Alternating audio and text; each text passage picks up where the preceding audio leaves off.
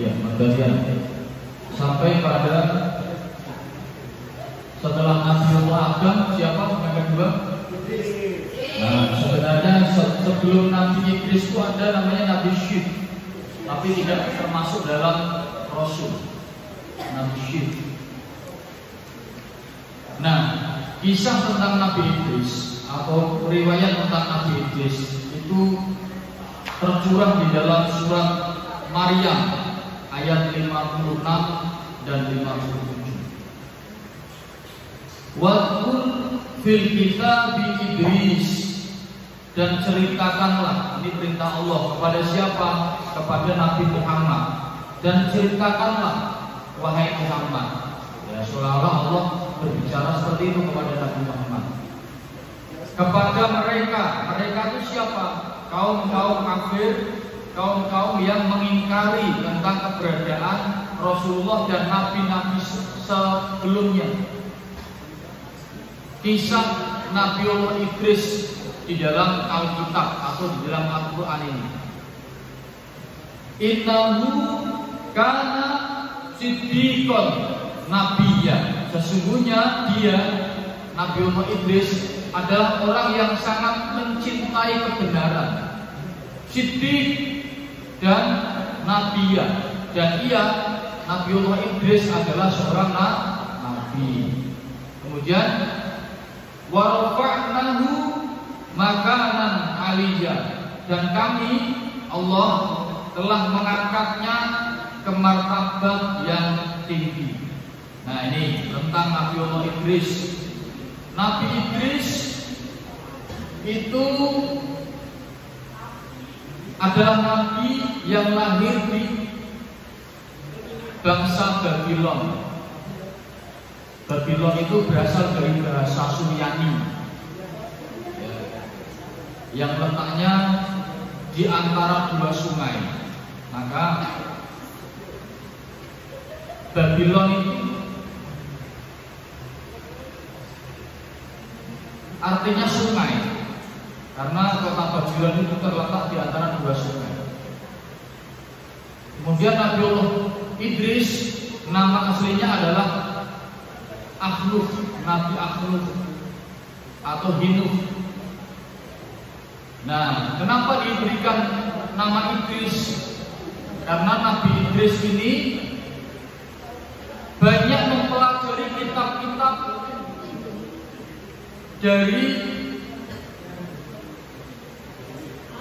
Nabiullah Adam dan Nabiullah Syed, yang mempelajari kitab-kitab dan mempelajari ajaran-ajaran atau risalah-risalah Nabiullah Adam dan Nabi Syed.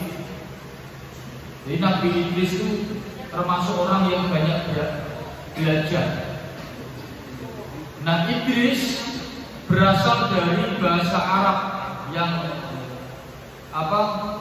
kata dasarnya adalah das, artinya pembelajar atau pembelajaran, mengajarkan, mewahyukan, wahyu. Nah, Nabi Idris juga diberi wahyu oleh Allah berupa 30 lembar kitab suci yang isinya pedoman dan ajaran untuk disampaikan kepada kaumnya. Nah, ini ada sebuah kisah. Nabi Idris itu dulu pernah ketemu sama malaikat pencabut nyawa. Siapa malaikat pencabut nyawa? Siapa? Malaikat Israel. Nah, ketika Nabiullah Idris bertemu dengan malaikat Israel, tanya Nabi Idris, "Ya Israel, aku ingin bisa melihat surga dan neraka." Katanya Allah itu punya surga dan neraka. Katanya orang kalau sudah meninggal itu nanti ada yang masuk ke surga dan ada yang masuk ke neraka. Aku ingin melihatnya.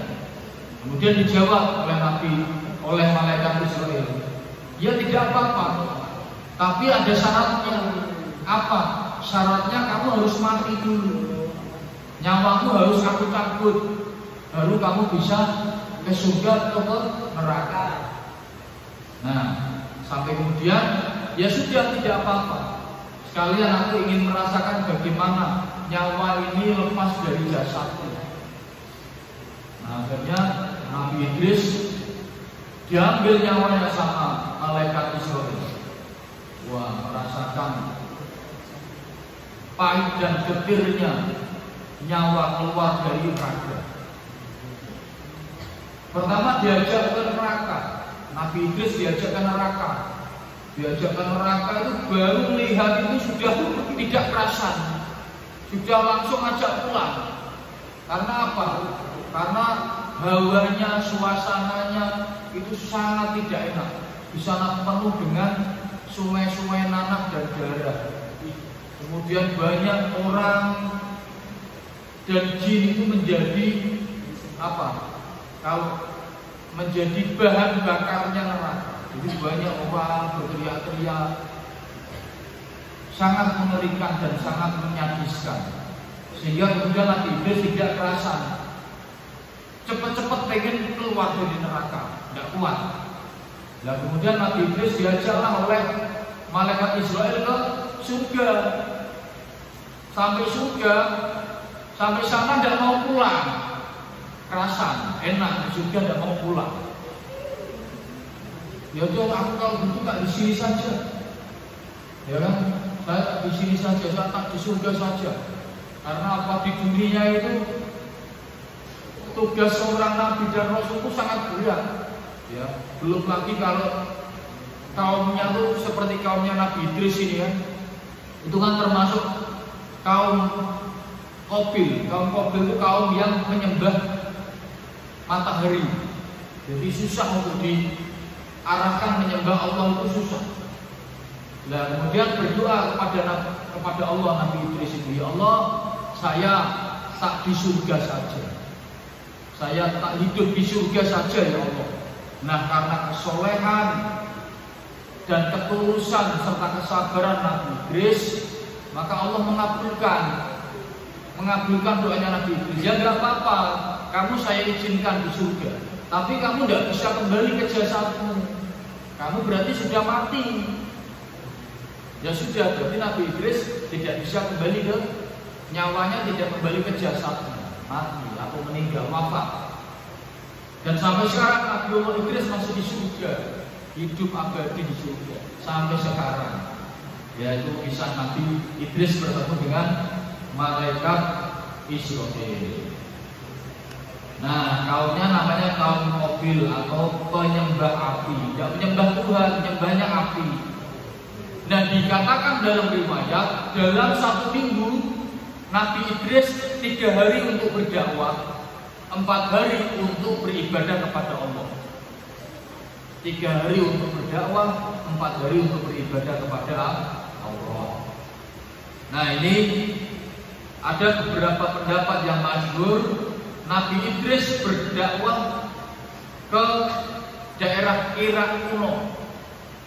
Namun ada juga yang berpendapat Nabiullah Idris berdakwah ke bangsa Mesir. Nah, Nabi Idris itu dari Babylon itu hijrah ke Mesir, namanya kota Memphis. Jadi dari tanah kelahirannya itu hijrah ke Mesir. Awalnya para pengikutnya tidak mau. Karena apa? Karena Mesir itu terkenal sebuah bangsa yang tandus padang pasir. Jarang sekali tumbuh-tumbuhan, hijau-hijauan jarang. Tapi setelah diberikan pemahaman bahwa hijrahnya ini adalah atas perintah Allah, maka kaumnya Nabi Idris itu bersedia untuk ikut Nabiullah Idris hijrah ke Mesir, ke kota Memphis. Nah, kemudian mukjizat-mukjizatnya, Nabiullah Idris adalah manusia pertama yang bisa membaca dan menulis. Sebelumnya nggak ada manusia yang bisa baca dan tulis, itu nggak ada. Nabi Idris orang pertama yang bisa baca dan tulis. Nabi Idris sangat cerdas, manusianya sangat cerdas. Jadi menulis tidak hanya sekedar menulis, tapi benar-benar menulis dengan kalam, dengan pena. Selain itu, Nabiullah Idris juga menguasai berbagai bahasa, khususnya bahasa-bahasa yang digunakan di Babylon, di Mesir, ya. Karena di sana ada bahasa Ibrani, ada bahasa Suryani. Nah, itu Nabiullah Idris menguasai bahasa-bahasa itu. Selain Nabi Idris menguasai berbagai bahasa, bisa baca dan tulis, Nabiullah Idris juga menguasai berbagai macam disiplin ilmu. Di antaranya yaitu ilmu perbintangan. Ilmu perbintangan itu ilmu untuk membaca alam, ya. Ilmu prediksi, ilmu matematika. Nabi Idris menguasai bisa ilmu matematika, ilmu perhitungan, ilmu arsitektur, ya, tata letak bangunan, tata letak negara itu Nabi Idris menguasai atau mempelajari ilmu itu, hingga ilmu alam. Bahkan Nabi Idris adalah Nabi yang pertama bisa membuat baju. Jadi Nabi Idris itu bisa membuat kain, memproduksi kain sendiri, kemudian menggunting kain, merancang kain, hingga menjahitnya. Karena pada zaman itu tidak ada orang yang memakai pakaian dengan kain. Untuk menutup aurat itu menggunakan kulit-kulit binatang, seperti kulit buaya, kulit domba, kambing, kulit ular, ya toh? Kemudian kulit unta. Tidak ada yang membuat baju pakai kain. Ya, Nabi Idris itu orang pertama yang membuat kain, kemudian memotong-motongnya menjadi pola dan dijahit menjadi baju. Nah, Nabiullah Idris termasuk orang yang sangat pembelajar, memiliki berbagai disiplin ilmu, termasuk keterampilan naik kuda dan beternak. Nabiullah Idris juga termasuk orang yang rendah hati, tidak sombong. Nah, kemudian tertuang juga di dalam Al-Quran surat Al-Anbiya ayat 85 dan 86. Wa Ismaila wa Idrisa wa Dzulkifli, dan ingatlah kisah tentang Nabiullah Ismail, Nabiullah Idris, dan Nabiullah Dzulkifli. Kullun minas shodirin, semua mereka semua itu termasuk orang-orang yang sabar. Sabar itu apa? Sabar. Wa adkhilna hum fi rahmatina. Kami Allah telah memasukkan mereka ke dalam rahmat kami, ke dalam rahmatnya Allah. Innahum minas sholihin, sesungguhnya mereka termasuk orang-orang yang soleh. Nabiullah Idris. Dan Nabiullah Idris juga termasuk orang yang tegas, pemberani. Nah, ini Nabiullah Idris itu punya julukan namanya Asadul Asad. Asadul Asad, singanya singa. Singa dari segala singa. Kenapa? Karena Nabi Idris itu ketika berperang tidak takut mati, sangat pemberani. Sangat pemberani. Makanya dijuluki Asadul Asad, singa dari segala singa. Itu kisah dari Nabiullah Idris alaihi salam. Ada pertanyaan? Cukup? Kalau ada pertanyaan, mari kita tutup dengan membaca surah Al-Fatihah bersama-sama. Al-Fatihah. Bismillahirrahmanirrahim. Alhamdulillahirabbil alamin arrahmanir rahim maliki yaumiddin. Iyyaka na'budu wa iyyaka nasta'in.